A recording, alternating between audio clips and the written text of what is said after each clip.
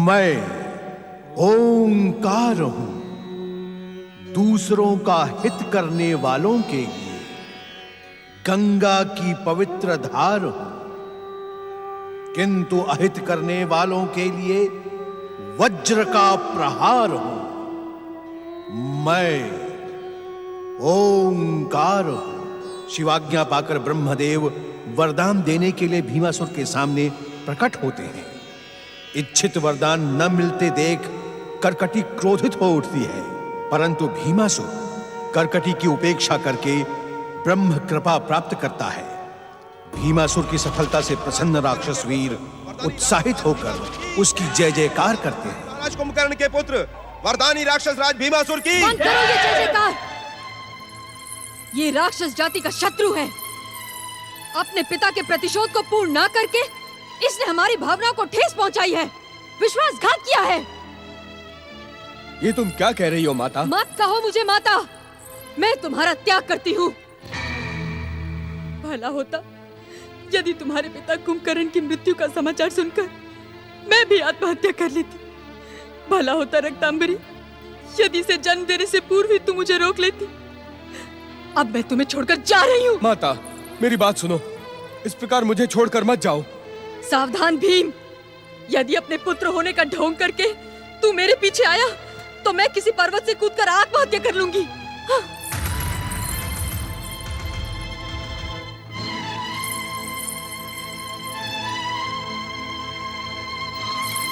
राजकुमारी, राजकुमारी क्रोध को त्याग दीजिए। मुझे कुमार पर पूरा विश्वास है। किंतु मेरा विश्वास खंडित हो चुका है। उस वरदान का क्या महत्व है जो मेरे प्रतिशोध को पूरा ना कर सके, जो मेरे हृदय की ज्वाला को शांत ना कर सके? राजकुमारी, अगर इसी प्रकार आप चली गई तो कुमार तो अकेले रह जाएंगे। कौन कुमार? कौन भीम? मैं किसी की माता नहीं हूँ और ना कोई मेरा पुत्र है। वो मेरे लिए मर चुका है, उसके साथ मेरा कोई संबंध नहीं है। राजकुमारी, रक्तांबरी, यदि तुम्हें भी जाना है तो उसके पास चली जाओ, किंतु उस विश्वासघाती का नाम मेरे सामने मत लेना, अन्यथा मेरा क्रोध भी तुम्हें दंडित कर देगा।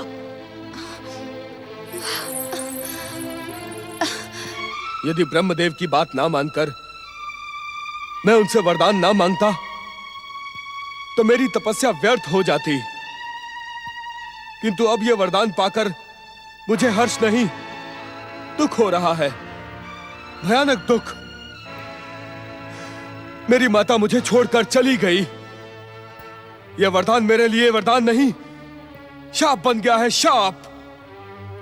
वरदानी दैत्यराज, आपको इस प्रकार दुखी होने के स्थान पर अपनी माता को प्रसन्न करने का उपाय सोचना चाहिए। नहीं, मेरे पास माता को प्रसन्न करने का कोई उपाय नहीं। अब मैं क्या करूं? निराश ना हो दैत्यराज, आपने ब्रह्मा जी से अतुलनीय शक्ति का वरदान पाकर दैत्य जाति का सुनहरा भविष्य सुनिश्चित कर दिया है। अर्थात अब इस संसार में आपके समान शक्तिशाली कोई नहीं। अब सबसे पहले आप दुष्ट देवताओं से युद्ध करके स्वर्ग पर अधिकार कर लीजिए। उससे क्या होगा? होगा, बहुत कुछ होगा। किस प्रकार? सृष्टि के पहले दिन से ही दुष्ट देवताओं की सहायता में संलग्न रहने वाला विष्णु भागा भागा आपसे युद्ध करने के लिए आएगा और पराजित हो जाएगा। विष्णु की पराजय न केवल उसके अवतार राम की पराजय है, अपितु आपकी माता के प्रतिशोध को लेने में भी सक्षम है। परंतु मैं विष्णु को परास्त कर पाऊंगा?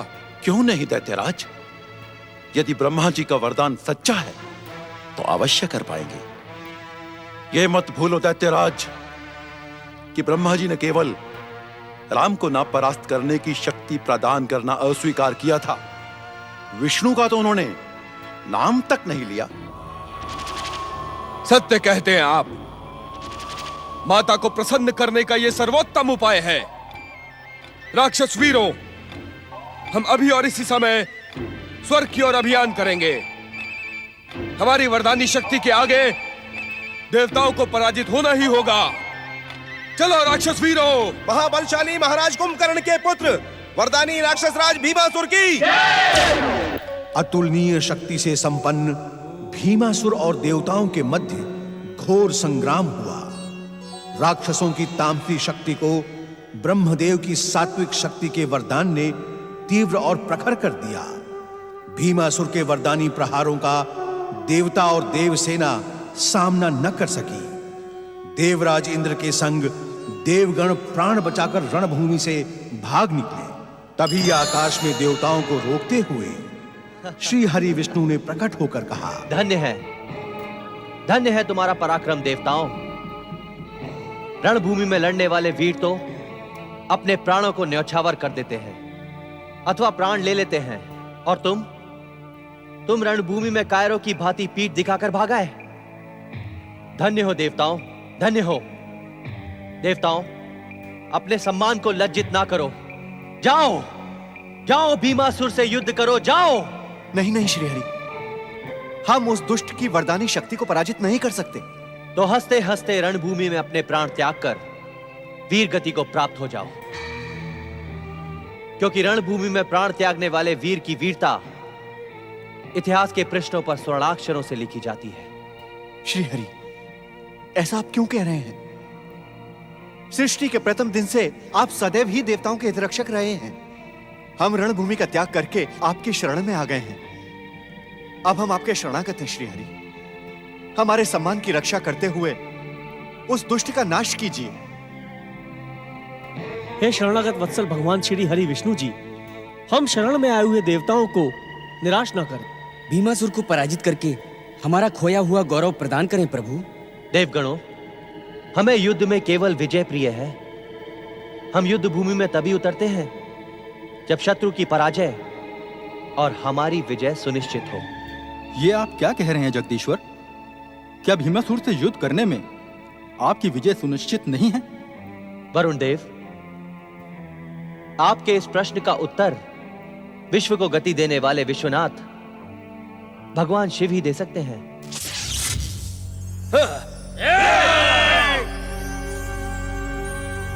रणभूमि छोड़कर भागने वाले कायर देवताओं, मैंने पहले ही कहा था कि तुम मुझसे बचकर भाग नहीं पाओगे। भले इसके लिए मुझे आकाश का सीना चीरना पड़े, पृथ्वी को नापना पड़े, समुद्र को मथना पड़े, मैं तुम्हें दंडित किए बिना नहीं छोड़ूंगा। अधिक बढ़ चढ़कर ना बोल दुष्ट भीमासुर, अन्यथा जगत पालक श्री हरि विष्णु तुझे अवश्य दंडित करेंगे। तो इन दुष्ट कायर देवताओं की रक्षा के लिए आप आ ही गए श्री हरि। मैं भी आपको देखना चाहता था, रणभूमि में आपके साथ दो हाथ करना चाहता था, आपकी वैष्णवी शक्ति के सामने अपनी अतुल्य शक्ति को देखना चाहता था। अपनी मर्यादा को लांघने की धृष्टता ना दिखा दुष्ट भीमासुर। ब्रह्मदेव की वरदानी शक्ति की मर्यादा रखने के लिए हमने रणभूमि का त्याग किया था, किंतु अब यदि तू इस प्रकार अहंकारी बातें करेगा तो मैं तुझे दंडित कर ब्रह्मदेव के वरदान की श्रेष्ठता को मिथ्या कर दूंगा। आ, मैं तुझे युद्ध के लिए ललकारता हूं। आ! परंतु मैं तुझ जैसे भीरू और कायर से युद्ध नहीं करना चाहता। आप क्या देख रहे हैं श्री हरि? यदि आप में साहस है तो आप मुझसे युद्ध करें। मैं आपको युद्ध की चुनौती देता हूं और विश्वास दिलाता हूं कि रणभूमि में अपने प्रहारों से मैं आपको संतुष्ट करूंगा। युद्ध की याचना लेकर आए वीर की याचना ठुकराना युद्ध नीति के विरुद्ध है। मैं तुम्हारी चुनौती स्वीकार करता हूं भीमासुर। तुम्हारी युद्ध की अभिलाषा पूर्ण करने का वचन भी देता हूं, किंतु तुम्हें भी मुझे एक वचन देना होगा। नहीं दैत्यराज, नहीं। इस छलिया विष्णु को कोई वचन मत देना। वचन की आड़ में ये आपका सर्वनाश कर देगा। हाँ दैत्यराज, वचन का सहारा लेकर इसने दैत्य जाति के गौरव मधु और कैटब को मार डाला था। वामन रूप में इसी विष्णु ने महान दैत्य सम्राट महाराज बलि को छला था, और स्त्री रूप धारण करके इसी विष्णु ने महान दैत्य सेनापति राहु का मस्तक काट डाला था।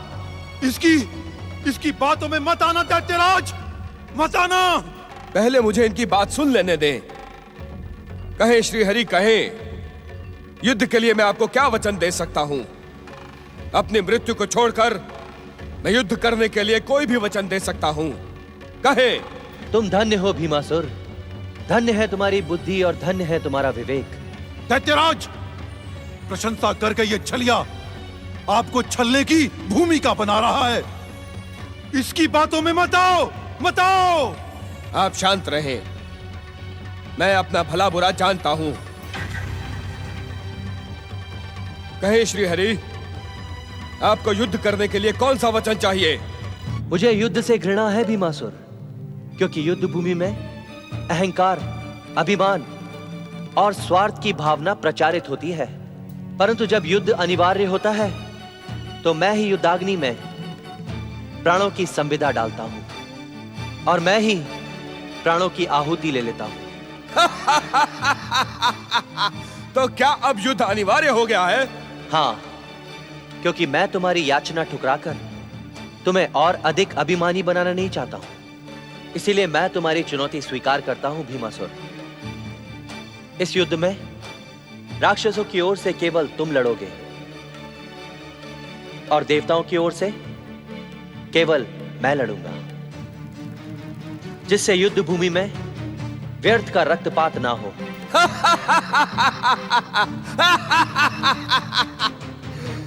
मैं आपको वचन देता हूं श्री हरि, जैसा आप कहते हैं वैसा ही होगा। हम दोनों ही द्वंद्व युद्ध में देव और दानवों का भविष्य निश्चित करेंगे। यदि मैं पराजित हुआ तो स्वर्ग इंद्र का, किंतु यदि मैं विजयी हुआ तो स्वर्ग मेरा। मैं इस द्वंद्व पर स्वर्ग को दांव पर लगाता हूं। चलो साथियों।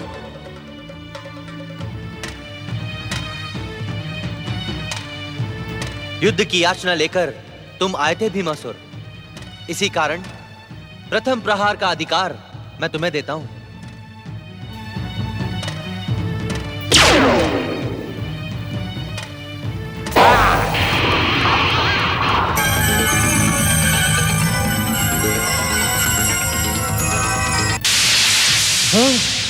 जगदीश्वर भगवान श्री हरि विष्णु की जगदीश्वर भगवान श्री हरि विष्णु की।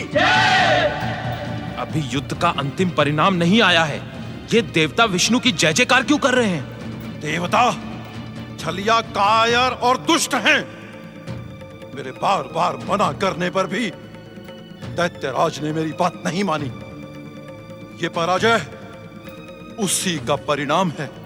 छलिया विष्णु ने एक बार फिर से छल करते हुए ब्रह्मा जी के वरदान को मिथ्या करने की भूमिका रची है। ब्रह्मा भी तो देवता है, देवता देवता का ही साथ देगा। तुम सत्य कहते हो। उस चोटी वाले साधु नारद मुनि ने जानबूझकर समय व्यर्थ करवाने के लिए दैत्यराज को तपस्या के प्रपंच में फंसाया है।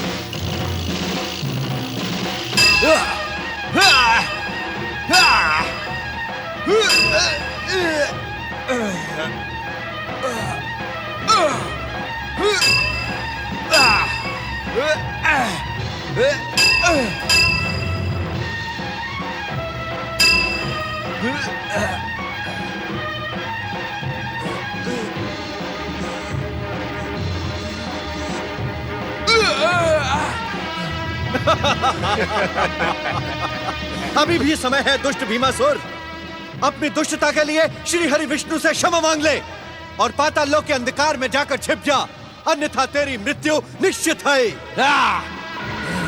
देवराज, द्वंद्व करने वाले को संबोधित करना अनुचित और युद्ध नीति के विरुद्ध है। दैत्यवीरों, हमें भी दैत्यराज का मनोबल बढ़ाने के लिए उनकी जय जयकार करनी चाहिए। महाबलशाली महाराज कुंभकर्ण के पुत्र वरदानी राक्षस राज भीमासुर की जय।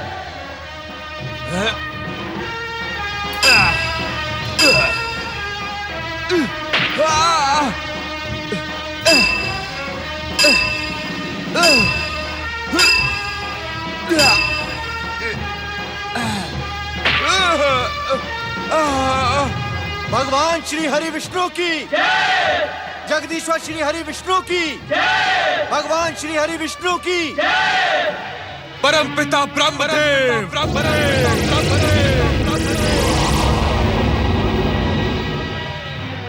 क्या आपका दिया हुआ अतुल्य शक्ति का वरदान व्यर्थ था? व्यर्थ था? व्यर्थ था? क्या आपकी तपस्या करना मेरी भूल थी? मेरी भूल थी? मेरी भूल थी? क्या आपने दुष्ट और छलिया देवताओं के साथ षड्यंत्र करके मुझे भ्रमित करने के लिए वरदान दिया था? वरदान दिया था? वरदान दिया था? वरदान दिया था? क्या संसार का अटल सत्य ब्रह्म वाक्य असत्य है? उत्तर दे ब्रह्मदेव, उत्तर दे ब्रह्मदेव, उत्तर दे ब्रह्मदेव, उत्तर दे। प्रकट हो, प्रकट हो, प्रकट हो। भीम, युद्ध में निराशा की नहीं, शक्ति की आवश्यकता होती है। महाबली कुंभकर्ण की शक्ति के साथ ही साथ तुम्हें परमपिता ब्रह्मदेव के वरदान की कृपा भी प्राप्त है। निराश ना होकर प्रहार करो, अपनी अभिलाषा पूर्ण करो और परिणाम की चिंता अपने आराध्य पर छोड़ दो। ये श्रीहरि को क्या हो गया है? जब वो स्वयं हार कर अस्त्र शस्त्र फेंक रहा है तो उसका वध क्यों नहीं करते? उसे प्रहार करने के लिए प्रेरित क्यों कर रहे हैं? भीमासुर, युद्ध में विजय वीर के पराक्रम की नहीं, उसकी दृढ़ इच्छा शक्ति की होती है। यदि इस प्रकार निराश हो जाओगे तो तुम्हारी पराजय निश्चित है। विजय की दृढ़ इच्छा शक्ति से प्रहार करो। हां, अस्त्र उठाओ।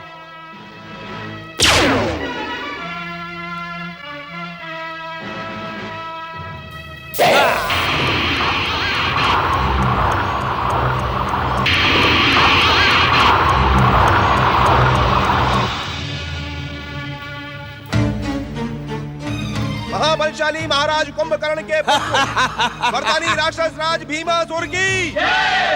आपने सत्य ही कहा था श्रीहरि, युद्ध में वीर की दृढ़ इच्छा शक्ति ही विजयी होती है। आप पराजित हुए और बंदी हुए और मैं विजयी। धन्य है तुम्हारा पराक्रम भीमासुर, धन्य है। मैं तुम्हारे पराक्रम की प्रशंसा करते हुए इस प्रत्यक्ष और द्वंद्व युद्ध में अपनी पराजय स्वीकार करता हूं। शिवेक्षा से यही उचित है और यही सृष्टि के रचनाकार ब्रह्मदेव के वरदान की मर्यादा है।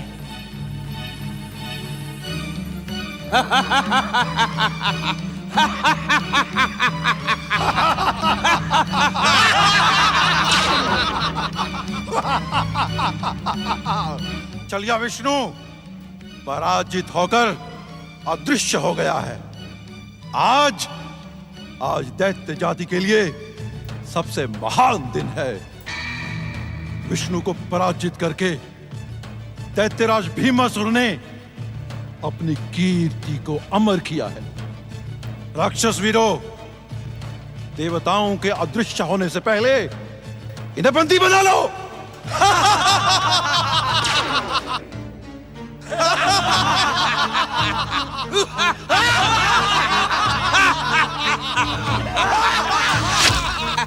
श्री हरि विष्णु को पराजित करने वाले वरदानी राक्षस राज भीमासुर की। श्री हरि विष्णु को पराजित करने वाले वरदानी राक्षस राज भीमासुर की। नारायण नारायण। धन्य हो भीमासुर, तुम धन्य हो और धन्य है तुम्हारा पराक्रम। तुमने जगत पालक श्री हरि विष्णु को प्रत्यक्ष और द्वंद्व युद्ध में परास्त करके अपनी माता कर्कटी के प्रतिशोध को पूर्ण किया है। धन्य हो तुम। नहीं नारद मुनि, नहीं। जब तक मैं अयोध्या के श्री राम को पराजित नहीं कर देता तब तक मेरी माता का प्रतिशोध पूरा नहीं होगा। नारायण नारायण। असंभव भीमासुर, असंभव। श्री राम से प्रतिशोध लेना तुम्हारे लिए अब असंभव है, क्योंकि तुम्हें वरदान मिलने से पूर्व ही श्री राम पृथ्वीलोक के अपने अवतार को सार्थक करके वैकुंठ के लिए प्रस्थान कर चुके हैं। इसलिए श्री राम के प्रति अब प्रतिशोध की भावना रखना समय को व्यर्थ करना है। नारायण नारायण। ओम नमः शिवाय। राक्षस वीरों, हमें नारद मुनि की बात पर पूरा विश्वास है। श्री हरि विष्णु की पराजय के साथ ही हमारे महान पिता कुंभकर्ण की हत्या करने वाले अयोध्या के राजा राम भी पराजित हुए, क्योंकि राजा राम श्री हरि के ही अवतार हैं। श्री हरि और स्वर्ग पर विजयी होने के बाद अब हमें पृथ्वी और पाताल पर अधिकार करना है, परंतु उससे पहले हम अपनी माता करकटी से मिलकर उनका प्रतिशोध पूरा होने की सूचना देकर उन्हें प्रसन्न करेंगे। मैं ओंकार हूं, दूसरों का हित करने वालों के लिए गंगा की पवित्र धार हूं, किंतु अहित करने वालों के लिए वज्र का प्रहार हूं। मैं ओंकार हूं। विचलित अग्निदेव को नारद मुनि भीमासुर के समान तपस्या और आराधना का मार्ग दिखाते हैं। भीमासुर को तपस्या करते देख उत्तेजित इंद्र षड्यंत्र रचता है। दूसरी ओर करकटी राक्षसों को भीमासुर की सुरक्षा का आदेश देती है। भीमासुर का हित करने आए देवता और इंद्र राक्षसों के बंदी बनते हैं। करकटी देवताओं को प्रताड़ित करते हुए दंडित करने का आदेश देती है। देवर्षि नारद करकटी के रोष से देवताओं की रक्षा करते हैं। ब्रह्मदेव देवताओं को सावधान करते हैं। राक्षस माता करकटी की जय हो। तुम्हारा प्रतिशोध पूरा हुआ माता। अब मुझे आशीर्वाद दो। बाहर आओ माता, बाहर आओ।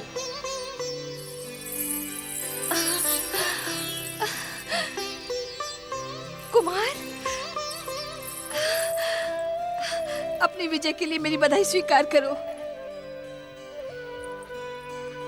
माता करकटी कहाँ है? राजकुमारी के लौटने की प्रतीक्षा तो मैं भी कर रही हूं ना राजकुमार। उस दिन की गई वे आज तक नहीं लौटी। क्या? यह आप क्या कह रही हैं? क्या आपने उन्हें खोजने का प्रयास नहीं किया? उन्होंने मुझे शपथ दी थी कुमार कि यदि मैंने उनके सामने तुम्हारा नाम लिया तो वे आत्महत्या कर लेंगी। इसी कारण मैं विवश थी कुमार।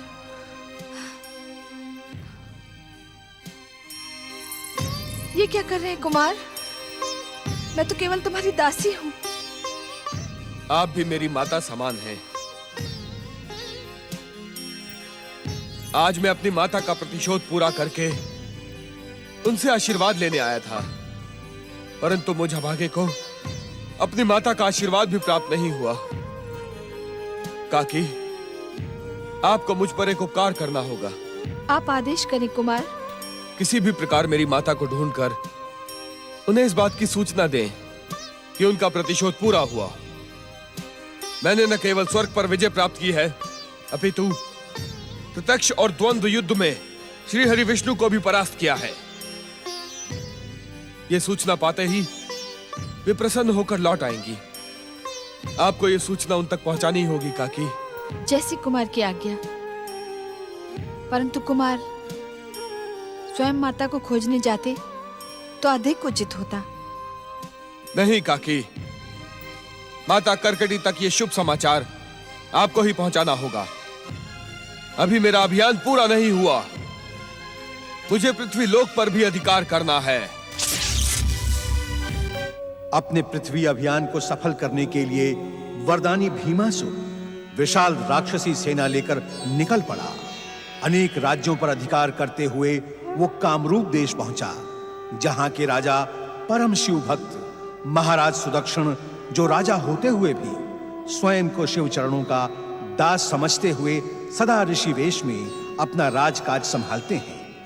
आज भी महाराज सुदक्षिण की राजसभा में उनके स्थान पर विश्वनाथ भगवान शिव की जय जयकार हो रही है। भगवान आशुतोष की, भगवान आशुतोष की। हर हर महादेव, हर हर महादेव।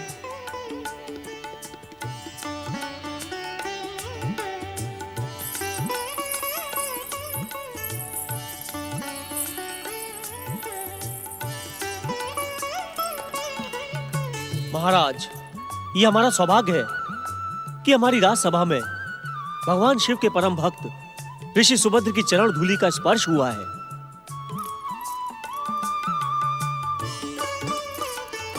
महाराज सुदक्षिण, महारानी सुदक्षिणा, आप दोनों की शिव भक्ति वास्तव में प्रशंसा की योग्य है। भोलेनाथ की आप दोनों पर असीम कृपा है। शिव भक्त के रूप में आप दोनों की कीर्ति दूर दूर तक प्रसारित हो चुकी है। ऋषिवर, ये भगवान भोलेनाथ और आप जैसे ऋषियों के आशीर्वाद का फल है। गुरु बिना ज्ञान, भक्ति, परमार्थ एवं मुक्ति कुछ भी प्राप्त नहीं होता।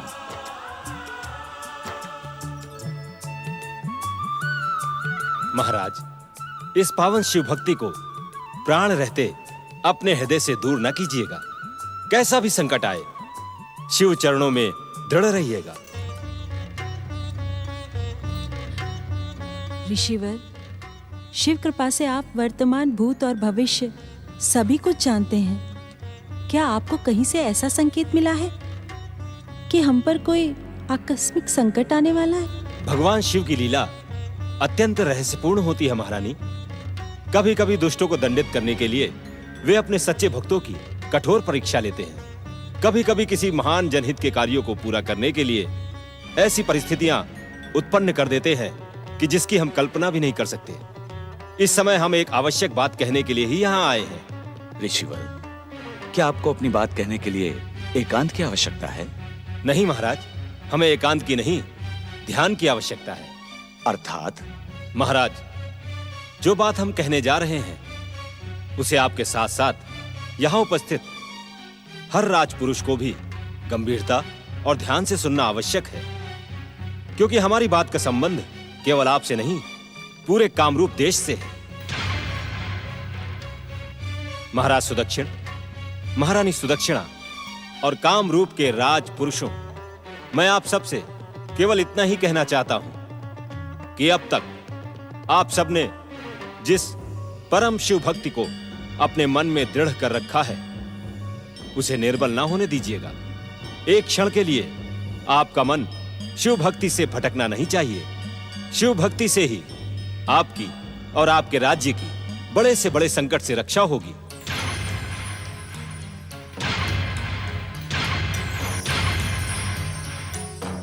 हम केवल यही कहने और आप सबको सावधान करने आए थे।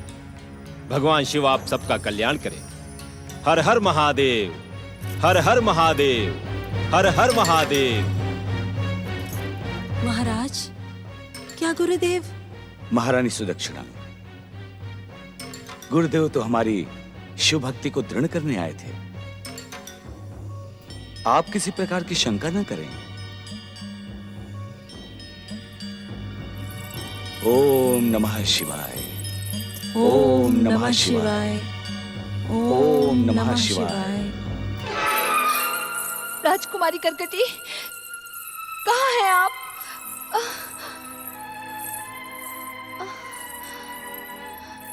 राजकुमारी करकटी, कहाँ हैं आप? मैं आपको ढूंढते ढूंढते थक चुकी हूँ।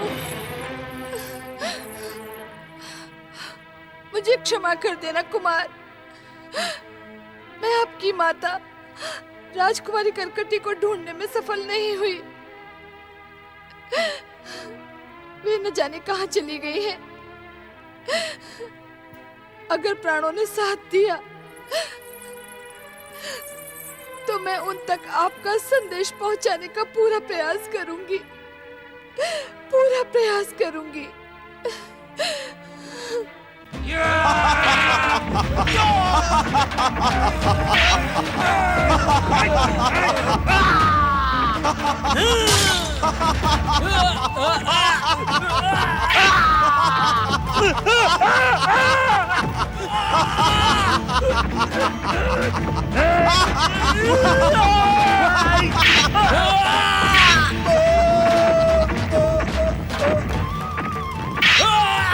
राक्षस वीरों, मेरे पिता महाराज कुंभकर्ण और ज्येष्ठ काकाश्री महाराज रावण के समान पृथ्वी के सातों द्वीपों पर मेरा अधिकार होना चाहिए।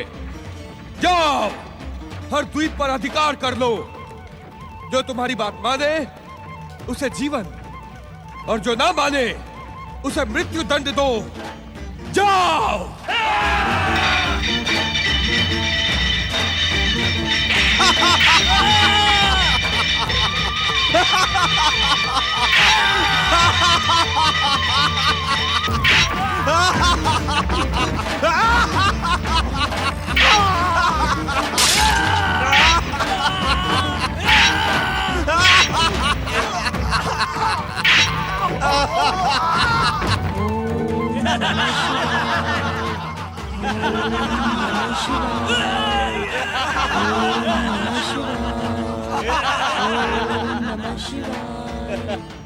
सम्राट, भीमासुर की अधीनता स्वीकार कर लो, अन्यथा हम तुम्हें यहीं समाप्त कर देंगे।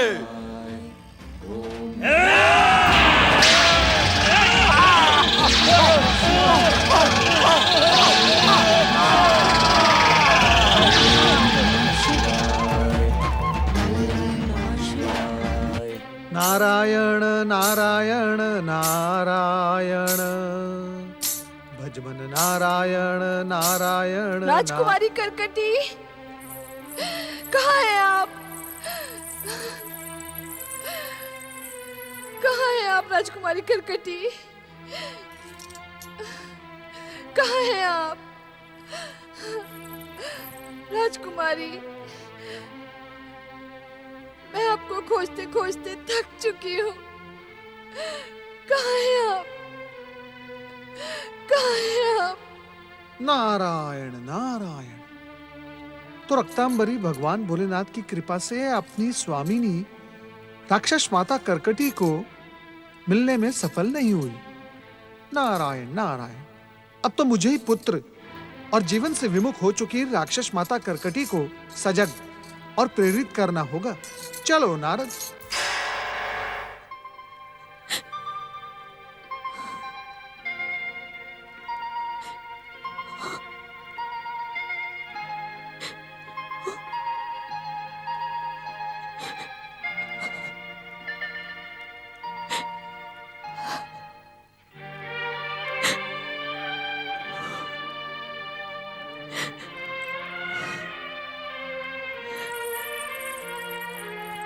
एक और दिन समाप्त हुआ, किंतु मेरा प्रतिशोध अब भी पूर्ण नहीं हुआ।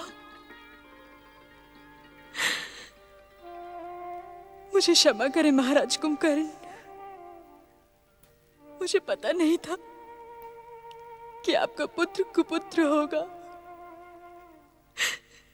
सम्राट बनने की इच्छा उसे अपने पिता के हत्यारे को भुला देगी। मैं जानती हूं महाराज, यमलोक में आपकी आत्मा प्रतिशोध के लिए तड़प रही होगी,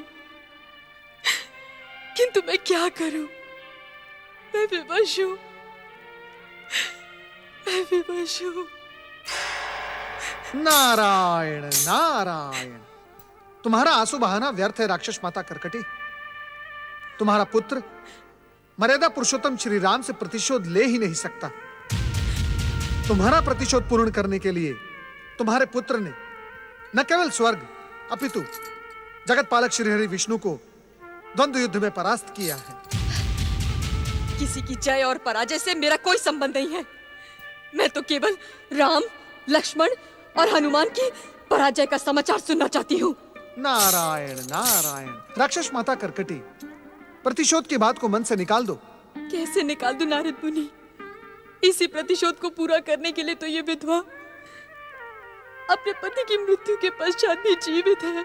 नारायण नारायण। राक्षस माता करकटी, तुम्हारा प्रतिशोध तो तभी पूर्ण होगा जब श्री राम होंगे। राम नहीं? आप कहना क्या चाहते हैं? अयोध्या के राजा श्री राम अपने अनुज लक्ष्मण जी के साथ अपने अवतार को सार्थक करके पृथ्वीलोक से प्रस्थान कर चुके हैं। अब उनसे प्रतिशोध लेने की बात मन में रखना केवल व्यर्थ ही नहीं, मूर्खतापूर्ण है। नारायण नारायण। राक्षस माता कर्कटी, इस समय तुम्हें तुम्हारा कर्तव्य पुकार रहा है। अपने और अपने प्रिय पति कुंभकर्ण के प्रेम के चिन्ह भीमासुर को मृत्यु के मुख में जाने से बचाओ। बचाओ उसे, बचाओ। वो स्वर्ग का सम्राट श्री हरि को पराजित करने वाला भीमासुर, उसे भला कौन मार सकता है? शिव शंकर। शिव शंकर? नारायण नारायण। तनिक स्मरण करे राक्षस माता कर्कटी, स्मरण करे।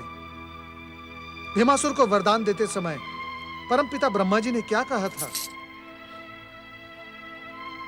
क्या कहा था? मुझे कुछ याद नहीं।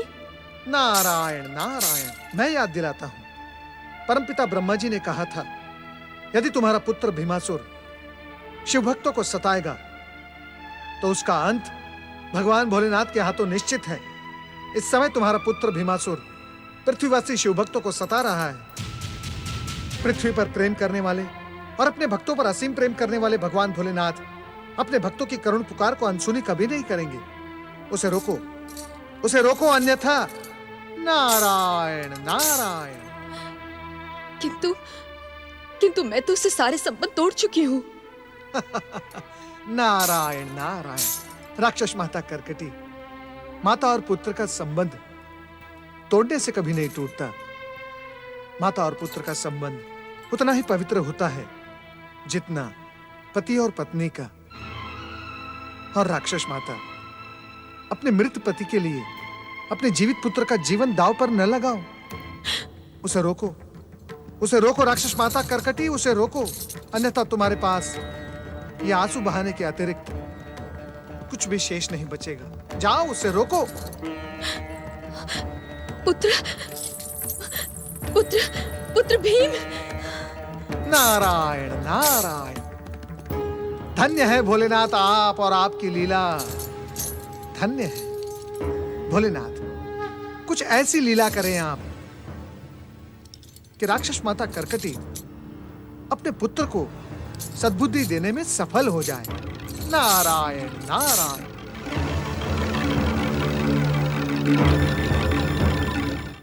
मैं ओंकार हूं, सद्गुणों, सद्वृत्तियों, सद्भावनाओं और सद्विचारों का पालनहार हूं।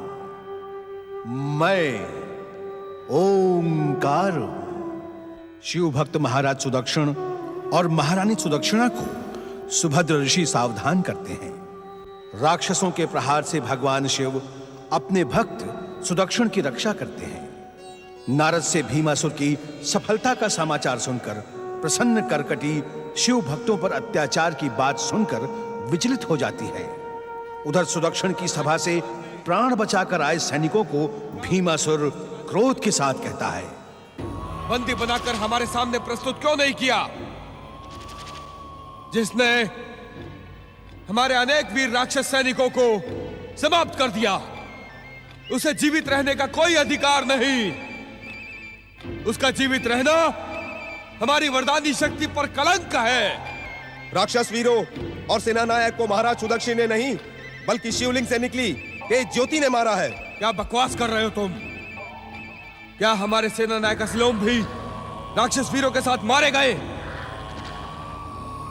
कामरूप का राजा दुष्ट सुदक्षिण हमारा सबसे बड़ा शत्रु है। हम उसे अपने हाथों से समाप्त करेंगे। राक्षस वीरों, कामरूप की ओर अभियान करो। पुत्र भीम, तू क्या किसी शिव भक्त को मारने जा रहा है? माता, तुम्हें किसने बताया कि मैं शिव भक्त को मारने जा रहा हूं?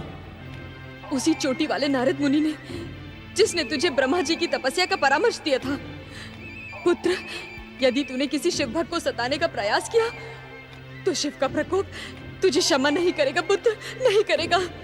ब्रह्मा जी ने भी वरदान देते समय यही कहा था। पुत्र, तू अपने इस विचार को त्याग दे पुत्र, विचार को त्याग दे। हाँ, जिस सुदक्षिण ने मेरे सेना नायक असिलोम और अनेक राक्षस वीरों को समाप्त कर दिया, मैं उसे जीवित नहीं छोड़ूंगा माता।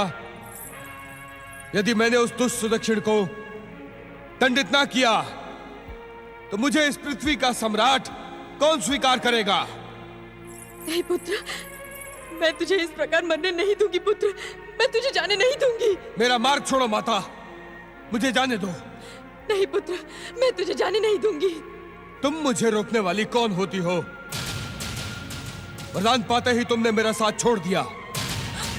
अब मैं भी तुम्हारी बात नहीं मानूंगा। जाऊंगा, अवश्य जाऊंगा। अब मेरी तलवार की प्यास सुदक्षिण के रक्त से ही बुझेगी। नहीं पुत्र, मैं तुझे नहीं जाने दूंगी। तू नहीं जाएगा, कहीं नहीं जाएगा तू। मैं जाऊंगा, अवश्य जाऊंगा। मुझे मृत्यु स्वीकार है, परंतु एक राक्षस द्रोही और पिता के विश्वासघाती का संबोधन नहीं।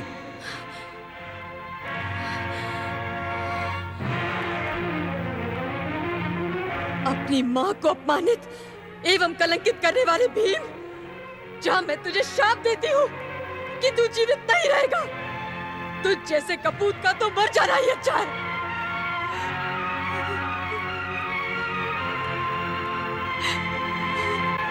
महाराज, आपका विचार अति उत्तम है।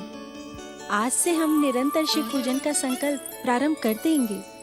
आज के बाद हम प्रतिदिन भगवान शिव का व्रत करेंगे और फलाहार करते हुए अपने जीवन का हर क्षण शिव चरणों में समर्पित कर देंगे। तो समय का सदुपयोग करते हुए हमें अपने संकल्प को अभी से प्रारंभ कर देना चाहिए महारानी। अनर्थ हो गया महाराज। वरदानी भीमासुर ने कामरूप देश पर आक्रमण किया है। निर्दोष प्रजाजनों और हमारे सैनिकों को मारते हुए भीमासुर इसी ओर आ रहा है। अब क्या होगा महाराज? भगवान शिव हमारे रक्षक हैं। जिस प्रकार से भीमासुर के सैनिकों से आशुतोष शिव ने पहले भी हमारी रक्षा की थी, उसी प्रकार अब भी करेंगे। देवी सुदक्षिणा, हम शिव पूजन का संकल्प लेकर निकले हैं। पहले हम भगवान शिव का आशीर्वाद प्राप्त करेंगे, फिर हम भीमासुर से युद्ध करेंगे।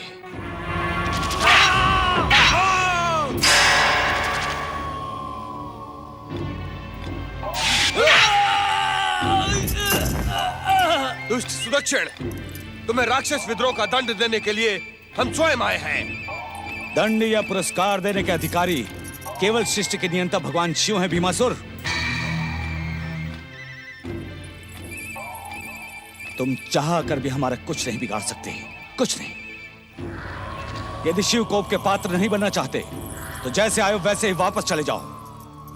एक शिव भक्त एक अत्याचारी राक्षस को इस पृथ्वी का सम्राट कदापि स्वीकार नहीं करेगा, कदापि नहीं। भीमासुर, यदि तुमने शिव भक्तों को सताया तो भगवान शिव के हाथों तुम्हारी मृत्यु निश्चित है।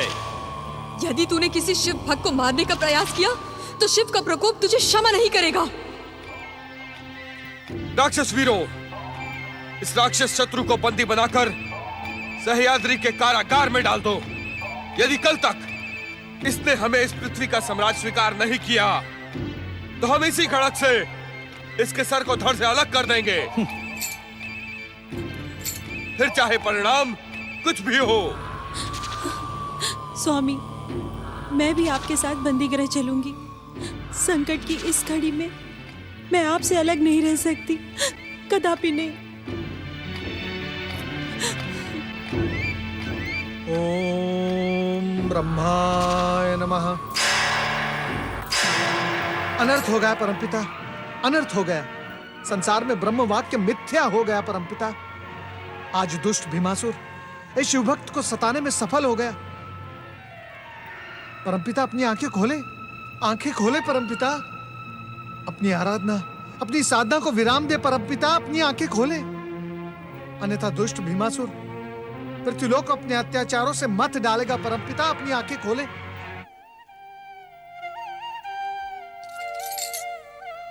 नारद, अत्याचारी का अंत उसके अत्याचार के साथ होना सुनिश्चित हो जाता है। इसलिए इस समय तुम उत्तेजित और विचलित न हो और ध्यान से हमारी बात सुनो। इस समय तुम्हें तुम्हारे कर्तव्य पुकार रहे हैं। मेरे कर्तव्य? नारायण नारायण, मैं कुछ समझा नहीं परमपिता। नारद, महाराज सुदक्षिण और महारानी सुदक्षिणा की शिव भक्ति ही अत्याचारी भीमासुर के अंत का कारण बनेगी। इसलिए उन दोनों को अपने जीवन का हर पल शिव चरणों में समर्पित करना होगा। तुम सह्याद्री के कारागृह जाकर कामरूप के महाराज सुदक्षिण और महारानी सुदक्षिणा की हर प्रकार से सहायता करो। जो आज्ञा परमपिता। ओम नमः शिवाय।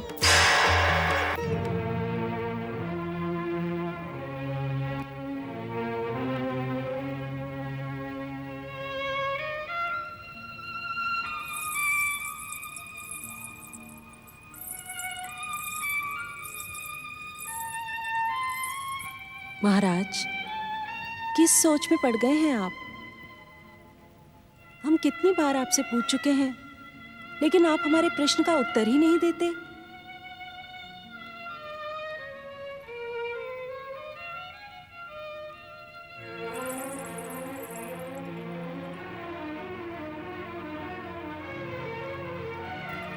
महाराज, क्या सोचा है आपने?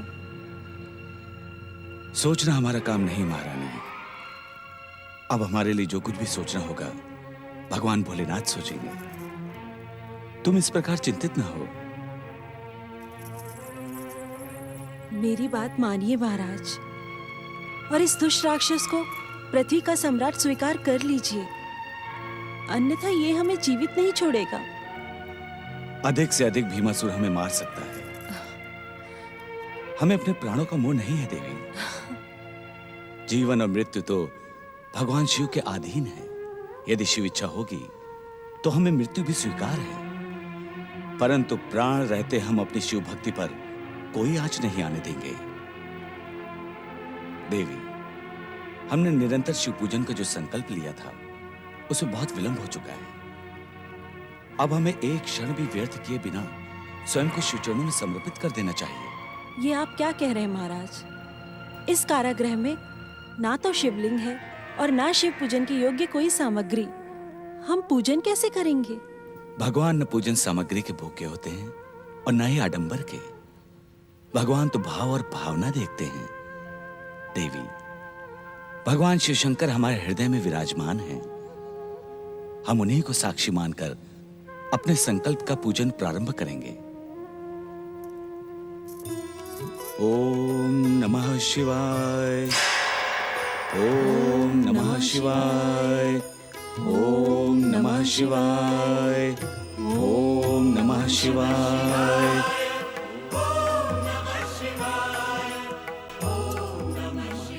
आप धन्य हैं भोलेनाथ, और धन्य है आपकी महिमा। अपने भक्तों की सहायता के लिए आप सदा तत्पर रहते हैं। मेरे यहाँ पहुँचने से पहले आप अपने भक्तों की सफलता के लिए अदृश्य रूप से पधार गए। ओम नमः शिवाय, ओम नमः शिवाय, ओम नमः शिवाय।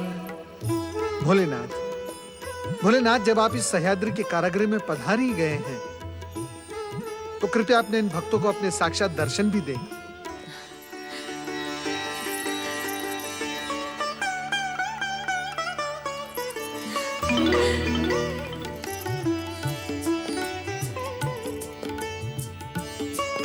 देवर्षि नारद जी, आप, आज मेरा जन्म सफल हो गया।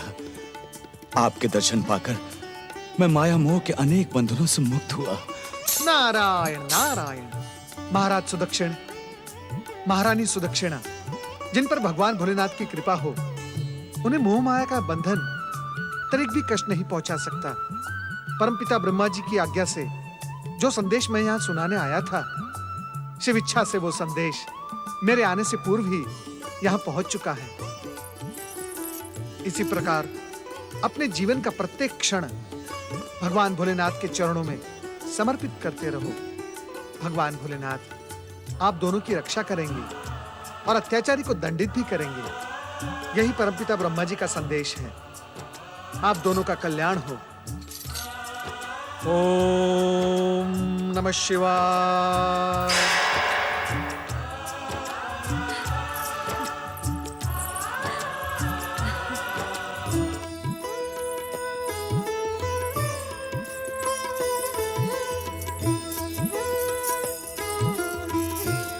ओम नमः शिवाय, ओम नमः शिवाय।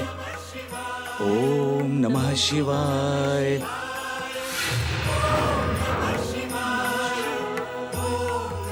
दुष्ट सुदक्षण, तू अपनी तंत्र मंत्र की शक्ति से मुझे इस कारागृह में नष्ट करने के लिए शिव पूजन कर रहा है, किंतु मैं तुझे अपने अमंगल का कोई काम नहीं करने दूंगा। त्याग दे इस शिव भक्ति को।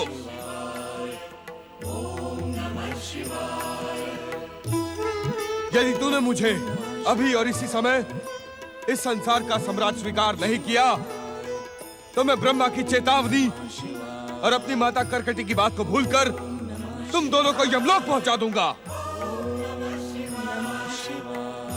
इस शिव भक्ति को त्याग कर मुझे इस संसार का सम्राट स्वीकार कर। अब मेरे भयानक क्रोध से तुम दोनों को संसार की कोई शक्ति नहीं बचा सकती।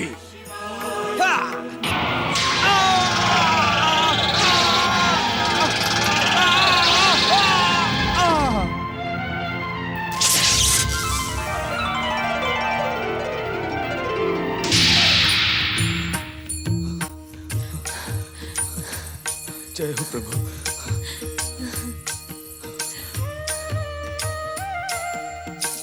प्रभु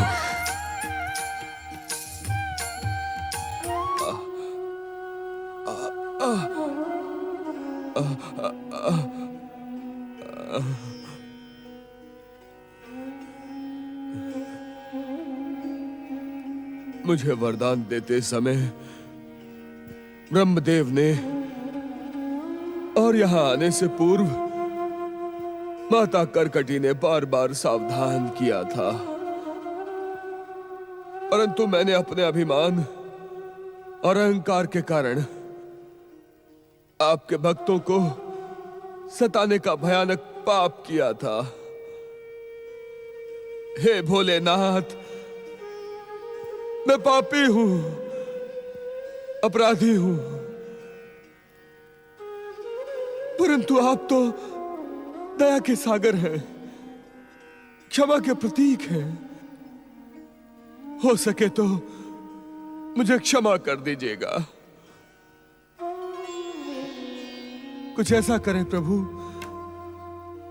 जिससे मेरा नाम आपके नाम के साथ जुड़ जाए,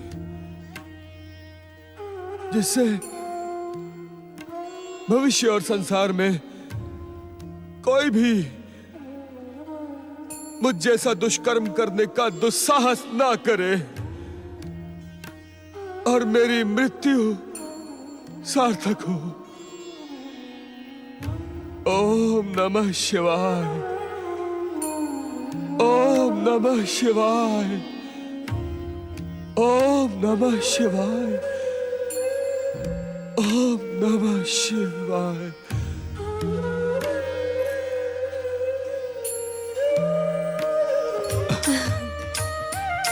भोलेनाथ की जय हो। भोलेनाथ की जय हो। हे आशुतोष भगवान शिव, हम भक्तों पर कृपा करने के लिए और हमारी भक्ति का मान बढ़ाने के लिए आप इस शिवलिंग में सदा सदा के लिए निवास करिए प्रभु, निवास करिए।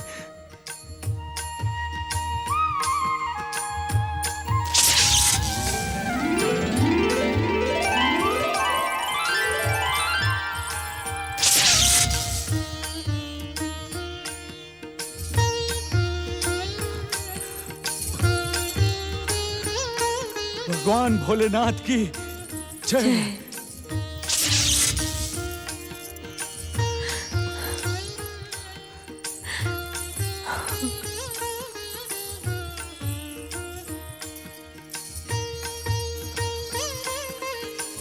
ओम नमः शिवाय। ओम नमः शिवाय। भगवान शिव शंकर की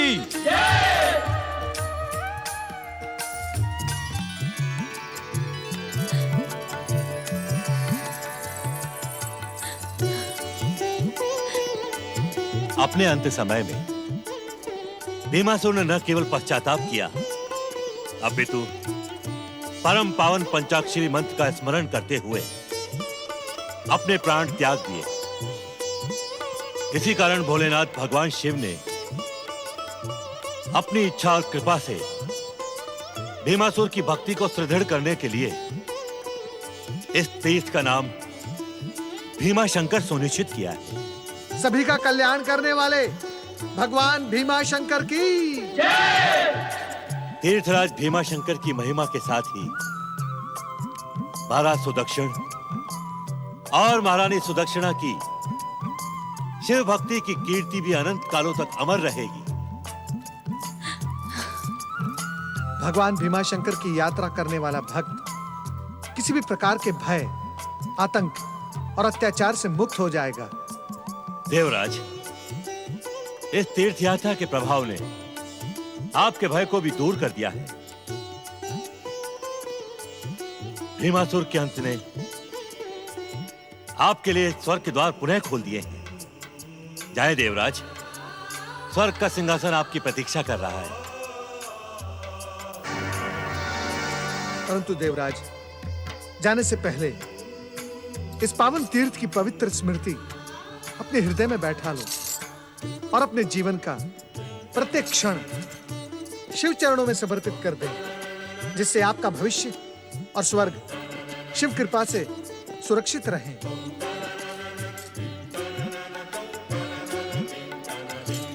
भय मुक्त करने वाले भगवान श्री भीमा शंकर की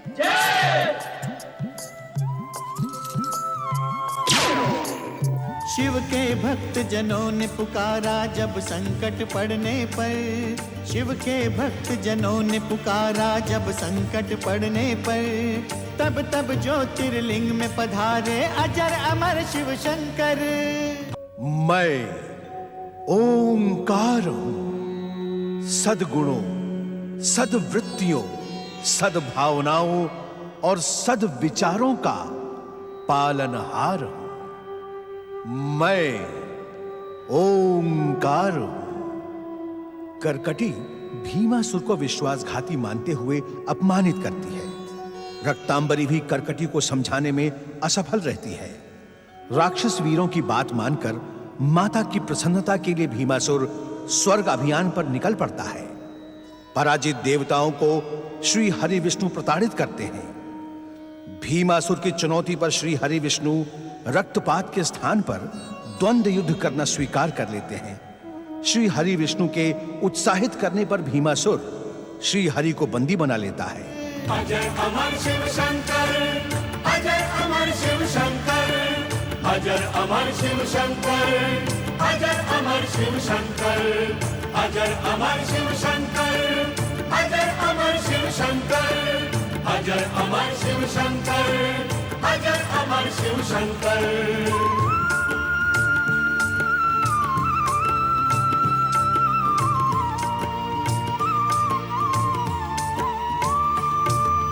पूर्व काल में सुदीक्षण ने शिवलिंग एक बनाया, अपनी हर एक श्वास के संग संग शिव के नाम को ध्याया।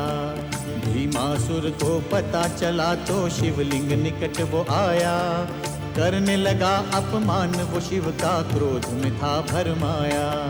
वार लिंग पे करने लगा वो भीमेश्वर जी प्रकट हुए, भीमासुर का वध कर डाला केवल एक हुंकार लिए। तब से ज्योतिर्लिंग में भीमा शंकर जी विख्यात हुए, उनके मनोरथ हो गए पूरे जिसने इनके दर्श किए। जय जय भीमा शंकर, जय जय भीमा शंकर, जय जय भीमा शंकर, जय जय भीमा शंकर, जय जय भीमा शंकर, जय जय भीमा शंकर, जय जय भीमा शंकर, जय जय भीमा शंकर। जात, कुल, वंश और कर्म की अनदेखी करके केवल सच्ची भक्ति और सच्ची भावना से स्नेह करने वाले महेश्वर भगवान शिव ने कुंभकर्ण और करकटी पुत्र भीमासुर को अपनी भक्ति में प्रमुख स्थान दिया। महाराज सुदक्षिण और सुदक्षिणा की सहायता करने पधारे भगवान भोलेनाथ का पावन लिंग भीमाशंकर के नाम से प्रसिद्ध हुआ। सारा संसार भीमाशंकर ज्योतिर्लिंग की जय जयकार से गूंज उठा। शिवेच्छा से ही प्रत्येक कल्प को 4 भागों में बांटा गया। सतयुग, त्रेता, द्वापर और कलयुग। समय के पटल पर भीमासुर के साथ ही साथ त्रेता युग भी समाप्त हुआ और नया द्वापर युग एक नई चेतना, एक नए उजाले के साथ आ पहुंचा। इच्छा को भी अपनी इच्छा से संचालित करने वाले भोलेनाथ की इच्छा का संकेत पाकर युग परिवर्तन की पृष्ठभूमि में इस नए द्वापर युग के प्रारंभ में सभी शुभ शक्तियां हर हर महादेव का घोष करती शिव समाधि स्थल कैलाश पर प्रकट हुई।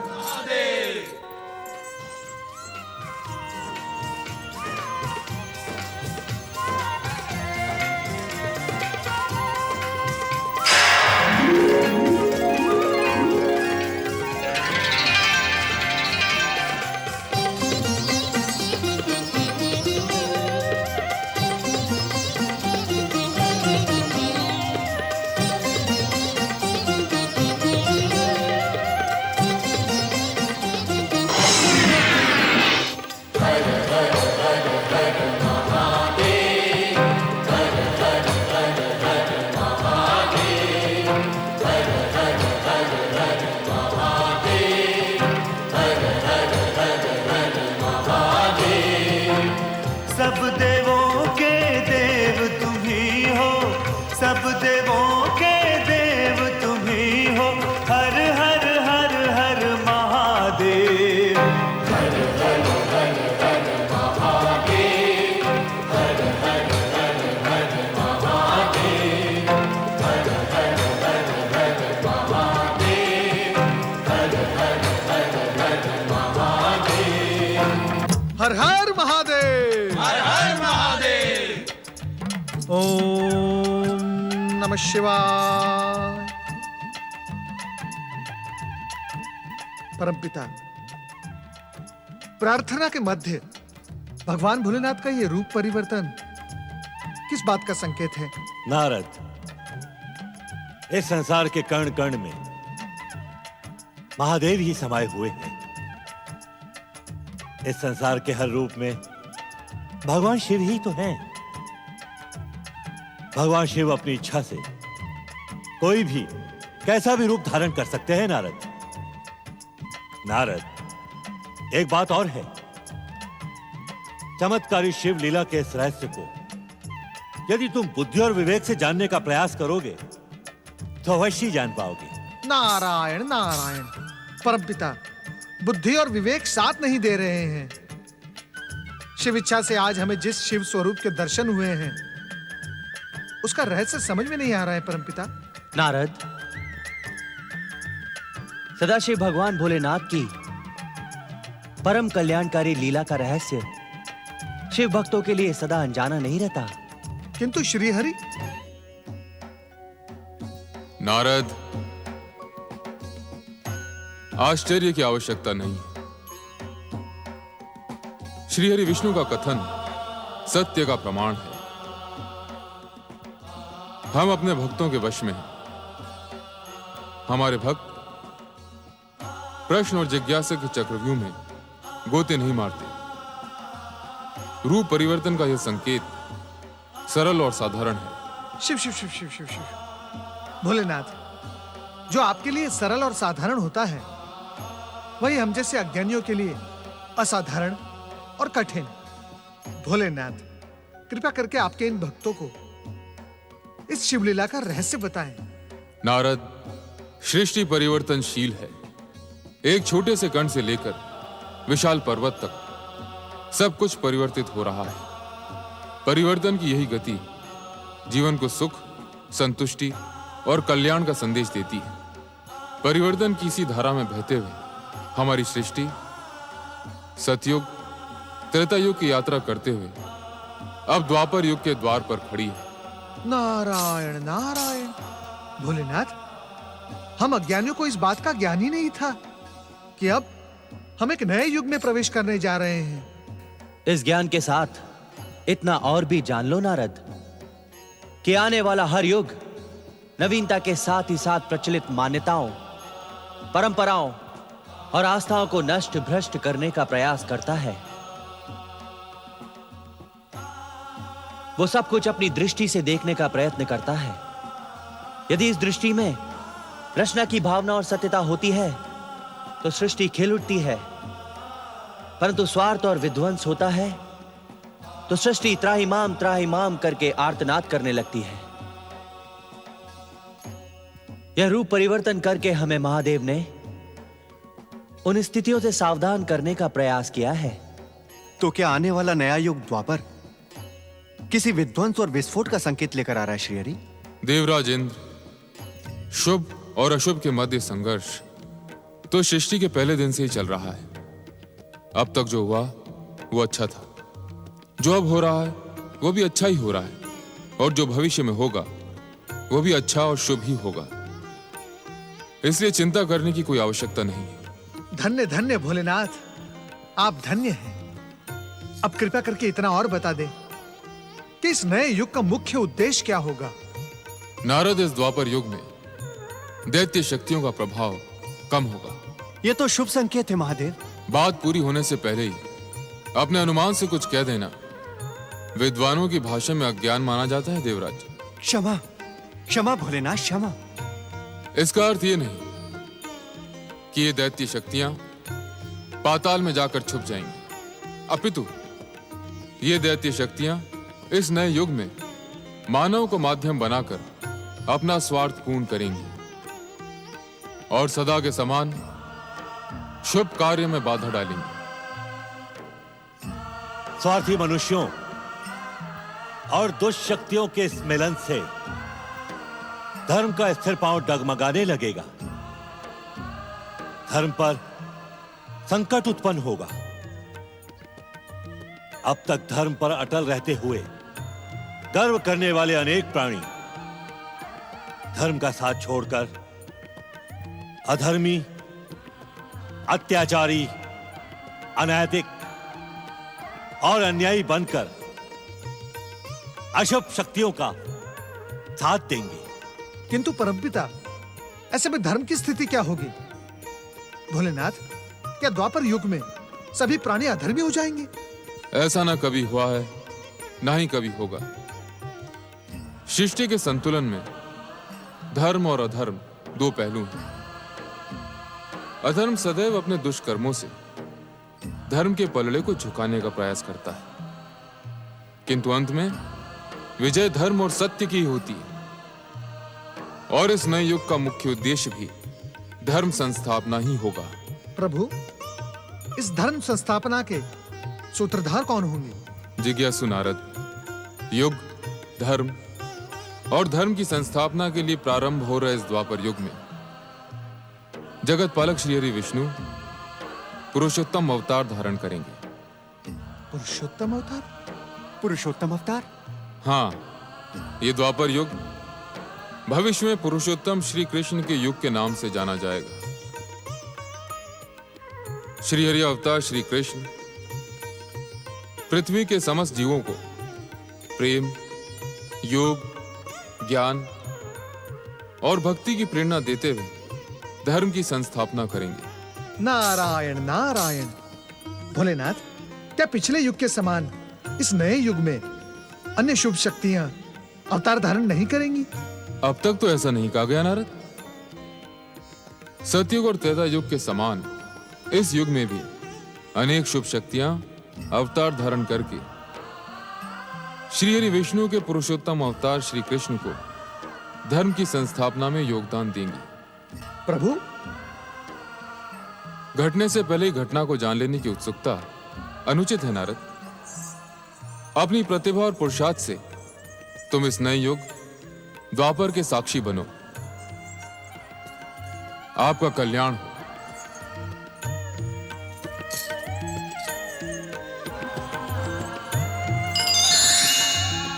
नए युग का साक्षी बनने के लिए नारद के साथ ही साथ सभी शुभ शक्तियां अपने अपने धाम को लौट गईं। शिवेच्छा से सृष्टि की अनंत यात्रा में द्वापर युग का प्रारंभ हुआ।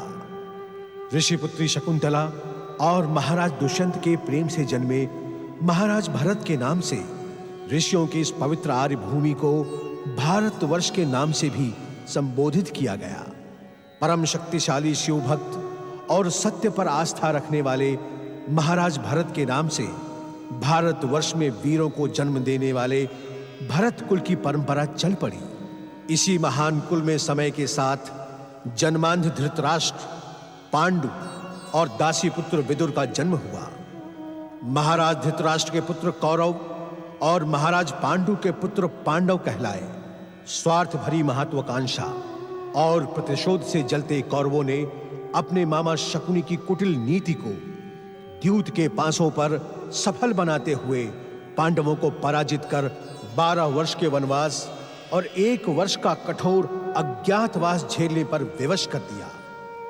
ज्येष्ठ कुरुपुत्र दुर्योधन अपनी इस सफलता से अभिमान के शिखर पर जा बैठा। अभिमानी दुर्योधन ने अट्टहास करते अपने भाई दुशासन से कहा, हरी सभा में द्रौपदी का चीरहरण करके तुमने वीरता का ढोंग करने वाले पांडवों को कहीं मुंह दिखाने के योग्य नहीं छोड़ा। आप सत्य कहते हैं भ्राताश्री।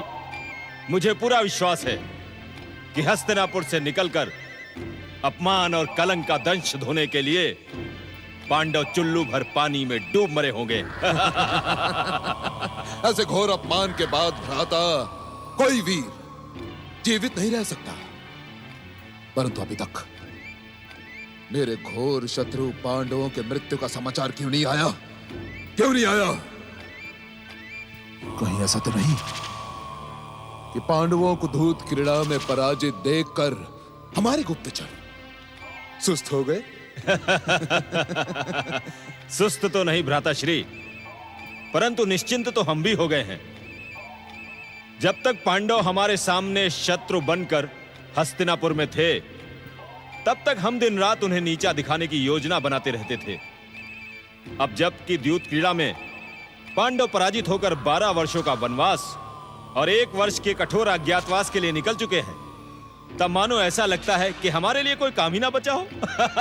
अनुज, मैं पांडवों की ओर से बिल्कुल निश्चिंत हो गया हूं।